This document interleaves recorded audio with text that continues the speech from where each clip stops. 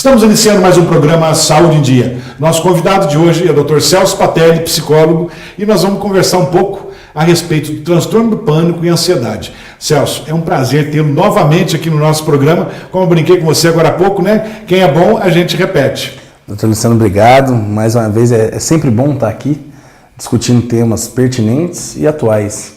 Eu agradeço o voto. Como o transtorno do pânico, né? Que é um tema atual, né? Eu acho que está muito em alta, mas assim, eu acho que pouco se sabe a respeito do assunto. Então, nada melhor do que você, como psicólogo, né, esclarecer os nossos telespectadores. Isso, é bom. Todo assunto que fica em voga também traz um monte de mitos junto. Então, é bom a gente conversar para esclarecer. Você poderia, né, exemplificar para os nossos telespectadores o que vem a ser essa síndrome do pânico? A síndrome do pânico, ela é um tipo diferente de ansiedade.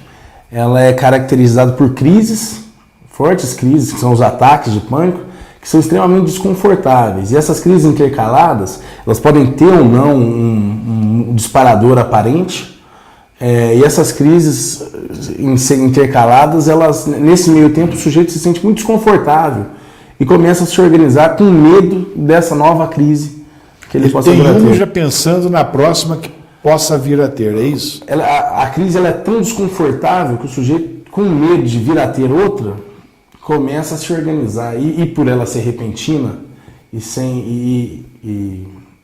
não tem assim um intervalo entre uma e outra. Ela pode repetir mais de uma vez no dia ou passar dias sem tê-la. Por ela não ser sistematizada, então o sujeito não sabe quando vai acontecer, ele começa a se organizar seu dia a dia em função da doença. Então, ele tem medo de sair de casa, medo de passar mal no serviço, então medo de estar sozinho quando tiver uma crise dessas.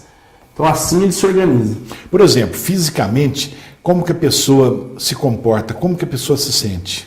Bom, a crise do pânico é disparada, é como se o sujeito realmente tivesse uma situação de um medo, de um perigo iminente, entendeu?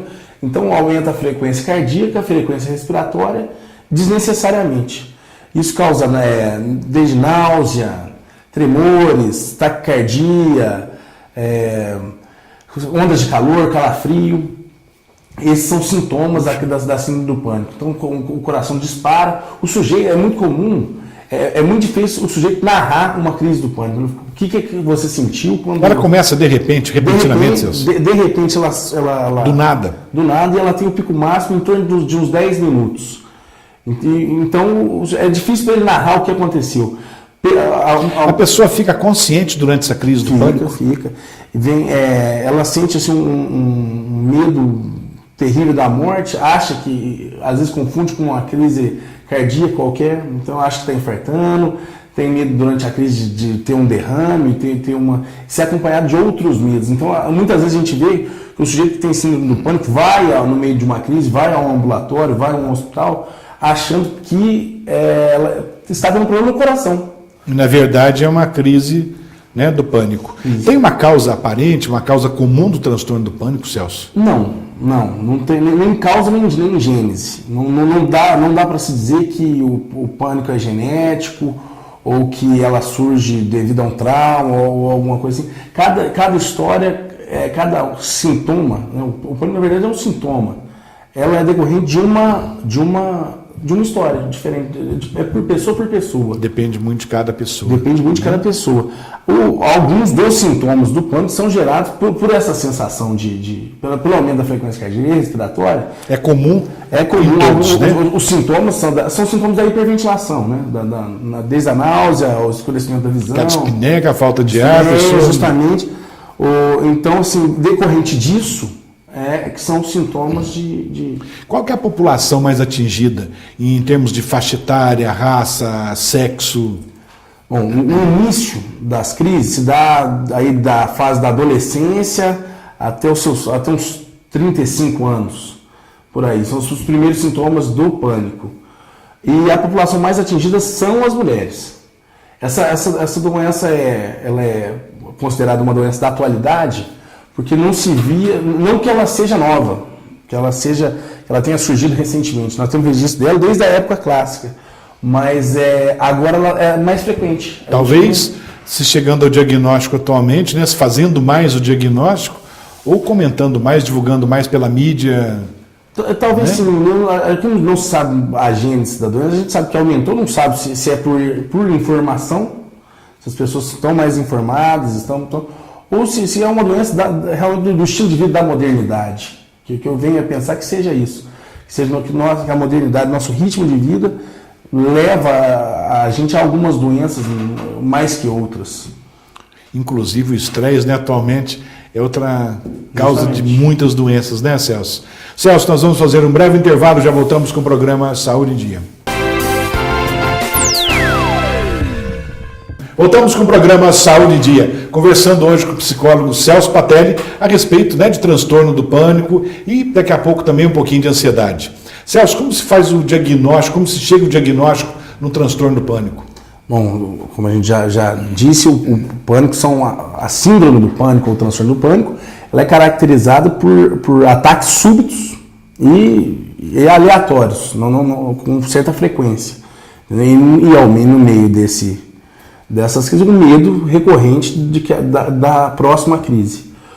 O ataque do pânico ele é reconhecido por quem tem, relata uma forte dor no peito, é um dos sintomas, forte dor no peito, dispneia, tremores, náusea, ondas de calor, calafrio. Então, não deixar confundir, né, com uma crise cardíaca e nem deixar passar batido também, às vezes pode ser uma crise cardíaca e achar que não é, Sim. né? Então, sempre procurando um especialista, procurando a ajuda de um profissional habilitado para isso é importante. É muito importante, né, Celso? É essencial.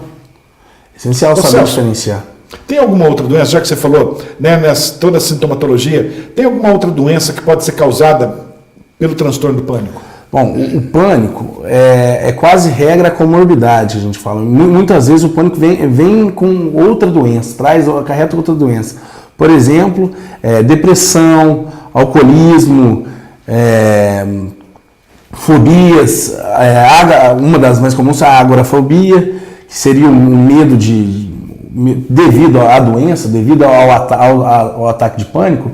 O sujeito tem medo, por exemplo, de estar sozinho durante uma crise, ou então está em algum lugar de difícil fuga, ou então com uma fuga embaraçosa, por exemplo, cinema, multidões. Não ter como sair Não ter como sair, já se moldando por conta da crise. Então a pessoa já se prepara para isso. Já se prepara para isso. Ela pode desenvolver uma depressão por conta desse medo, não sai, evita convívio social, então tem depressão, ou então um alcoolismo, uma fobia específica, alguma outra fobia específica.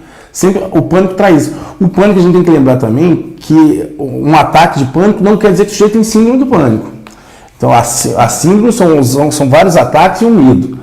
A gente pode ter ataques de pânico causados por outras doenças, o que não caracterizaria bem a síndrome. Por exemplo, a questão do uso de drogas. Uma depressão muito profunda pode trazer uma crise de pânico, um ataque. O uso de drogas, o sujeito que é muito comum na abstinência. O sujeito abstinente, ele tem a mesma sensação. Ele tem Mas um não ataque quer dizer que ele tenha o transtorno do pânico. Não quer dizer que seja síndrome, não quer dizer que isso vai se repetir, isso não. Entendeu? Mas o pânico vem sim atrelado a outras... Associado a outras patologias. A outras patologias. Né? E o tratamento que é feito, por exemplo, é medicamentoso?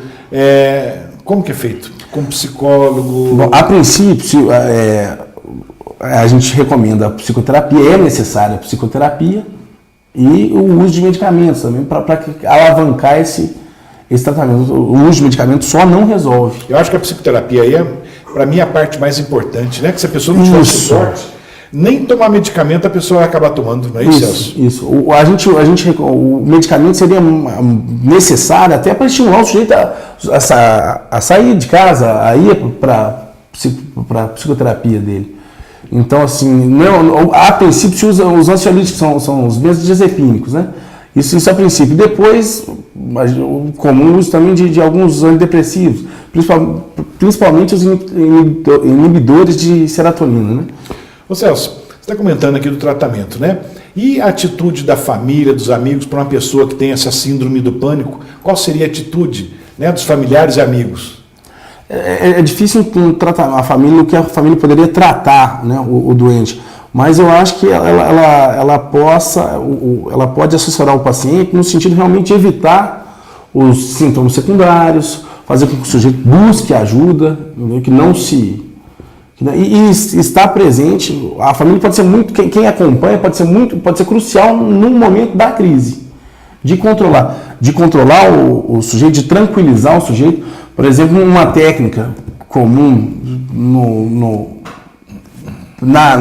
ataque de pânico seria o respirar num saquinho, né? No saco plástico ou saco de papel, devido a... Para melhorar aquele estado que a pessoa... por conta da dispneia, por conta da alta frequência respiratória, o sujeito fica com baixo gás carbônico, né? Muito oxigenado.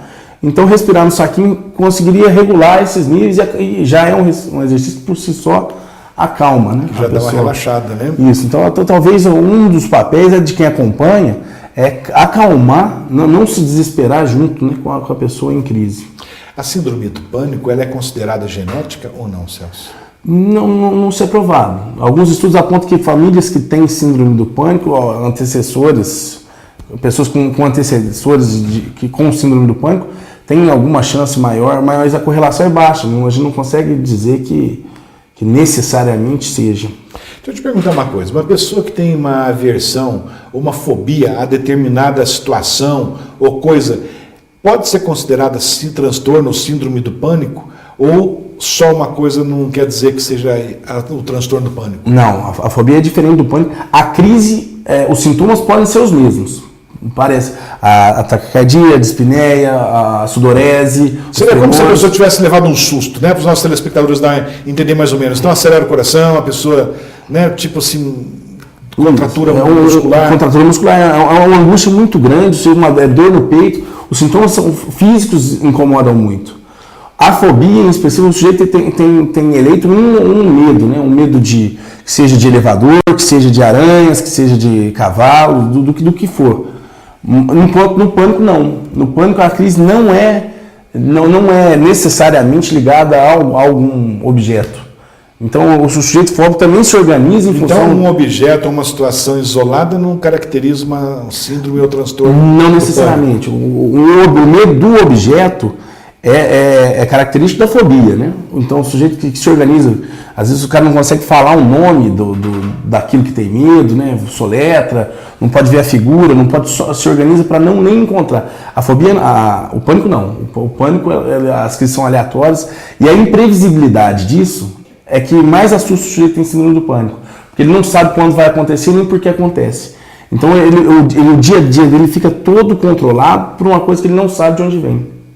Ô Celso, eu gostaria de falar também, né, conversar com você um pouquinho a respeito de ansiedade. Só que antes nós vamos fazer um breve intervalo e já voltamos com o programa Saúde em Dia.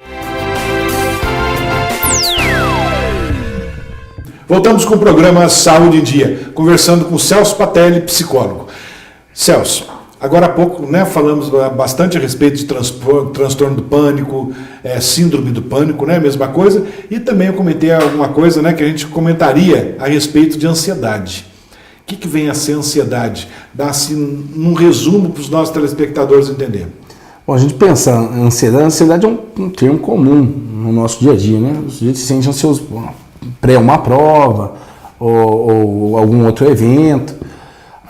O que a gente pensa na ansiedade como um frio na barriga, se a gente for pensar em transtorno de ansiedade, seria isso a um nível prejudicial. Então seria a ansiedade como doença, e não aquela ansiedade pré-prova, pré-exame, alguma coisa assim, não é isso? Porque a ansiedade é um distúrbio do tempo, né? Então a gente tem, quando a gente está um pouco antes de algum evento importante, de ser testado, ou mesmo de encontrar com uma garota, alguma coisa assim, a gente se sente um pouco ansioso.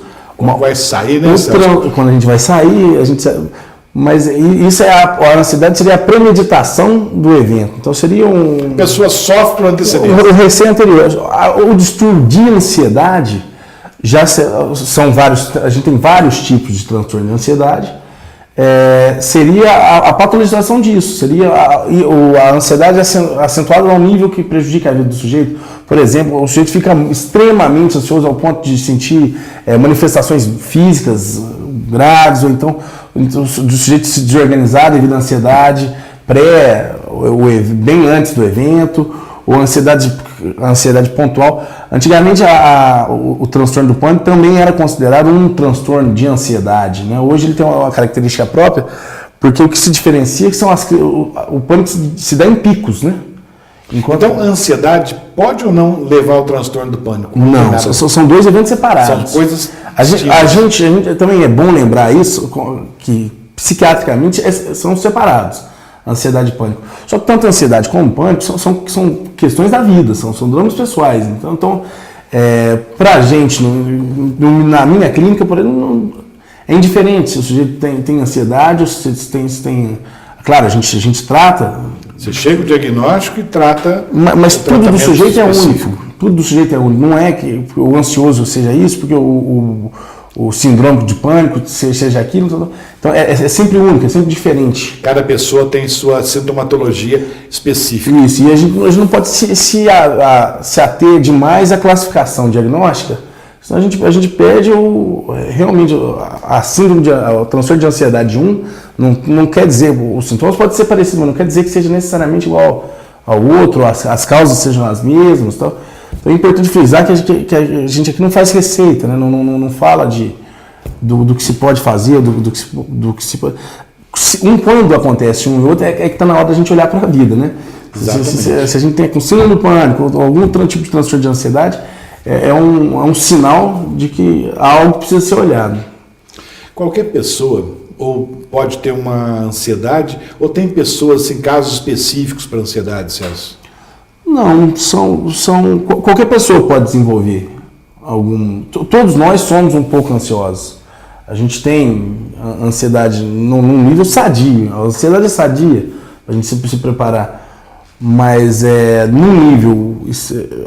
Claro, tem pessoas que são mais ansiosas, tem pessoas que sofrem isso, também é um nível patológico, que isso prejudica a vida inteira dela.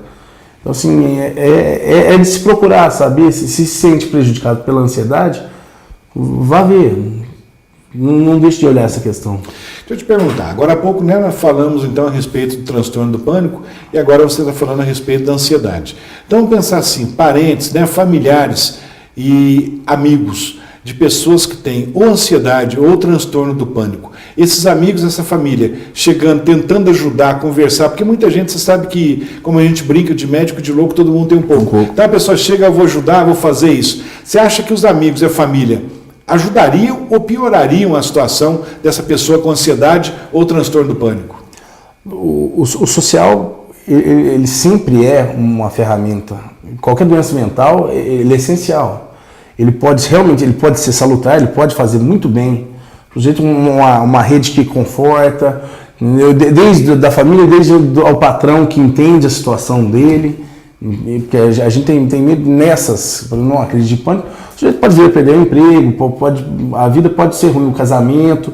Então assim, da vida inteira, dos amigos, o acolhimento sempre é bom, a compreensão. Não quer dizer que o sujeito vá o tempo todo ficar cobrando o outro, dando palpite, que seja bom. Né? Mas a compreensão por si só já é um grande passo.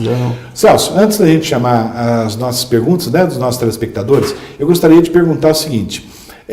Por exemplo, uma pessoa que tem ansiedade ou transtorno do pânico, realmente essa patologia, né, acho que pode ser dito assim, existe, porque muita gente acha que não existe, que às vezes é uma maneira da pessoa chamar a atenção. Então eu gostaria que você explicasse, né, para os nossos telespectadores que realmente, né, se realmente existe ou não, ou se é um meio de chamar a atenção. Existe sim. Então os sintomas são físicos, são percebidos. Essa da frescura, ou de um jeito de chamar a atenção, isso é prejudicial. A gente tem muito problema. Você está ignorando aquela patologia, aquela doença da pessoa, sendo que ela poderia estar se tratando e a pessoa sente-se indiferente. Isso. E se estatisticamente o síndrome do pânico atinge mais mulheres do que homens, a gente pode atribuir, não sei se isso pode ser o caso de outras doenças também, que em parte os homens se sentem compelidos a não procurar atendimento, já realmente... Porque não precisa, né? Não precisa, ou então para não ser taxado de fresco, entendeu? Porque o meio masculino ele é preconceituoso nesse sentido. Médico, quando procura ajuda de um profissional, né? A gente evita, né, naturalmente, de procurar ajuda, com medo de ser discriminado. Mas realmente existe, a gente tem que tomar cuidado, tem que ficar atento a isso. Celso, então nós vamos chamar as perguntas dos nossos telespectadores. Vamos para a primeira pergunta? Doutor Celso, qualquer pessoa pode ter transtorno do pânico? Daniela, sim, qualquer pessoa é suscetível à síndrome do pânico. Sempre lembrando que um ataque de pânico é diferente de uma síndrome do pânico. Próxima. Doutor Celso, quando a ansiedade se torna uma doença? Andréia, o limite é sempre tênue. Para tudo em doença mental, o limite da patologia para o comum é muito tênue. Então, se você acha se o telespectador achar que a sua ansiedade prejudica a sua vida num nível maior que os outros, que realmente você está sendo lesada por essa ansiedade, a gente aconselha a procurar um profissional para que ele te aconselhe, ele consiga diagnosticar. Doutor Celso, o transtorno do pânico é genético? Não se tem certeza, não é possível afirmar isso, não. Próximo. Doutor Celso, o tratamento do pânico após o tratamento pode voltar? Pode. O sujeito pode reincidir na crise de pânico, sim. Eu queria saber se a ansiedade e o transtorno do pânico estão ligadas e o que acontece se você não tratar? Bom, Rita, como a gente já disse, elas têm sim uma ligação, tem o transtorno, inclusive durante muito tempo o transtorno de pânico foi considerado um subtipo de um transtorno de ansiedade, e normalmente o sujeito que tem transtorno de pânico tem interesse imediato no tratamento. Então é difícil saber o que acontece depois, porque a sensação de desconforto é muito grande. Doutor Celso, como que nós devemos encarar o transtorno de ansiedade e pânico de acordo com a psicologia transpessoal com bases no Jung? Antônio, eu sou psicanalista de formação, trabalho com uma linha diferente da junguiana, da sua pergunta. Realmente, o sujeito com pânico ele tem que procurar uma ajuda profissional. Eu aconselho a mais indicada, por mim, seria a psicanálise. Mas o tratamento não é muito diferente, a escuta não é muito diferente em qualquer uma das linhas. Celso, infelizmente, tá muito boa a nossa conversa, mas chegamos então ao finalzinho do programa. Se você quiser deixar algum recado para os nossos telespectadores, fique à vontade. E quero aproveitar também para agradecê-lo pela presença e deixar o programa à disposição para quando queira voltar. Eu agradeço muito, doutor Luciano, é sempre um prazer estar aqui mais uma vez. E agradeço ao público que nos assiste. Espero ter sido, de alguma forma, elucidativo, ter sido útil. Tenho certeza. Celso, muito obrigado. Chegamos então ao final de mais um programa Saúde em Dia. Fiquem com Deus e até a próxima semana.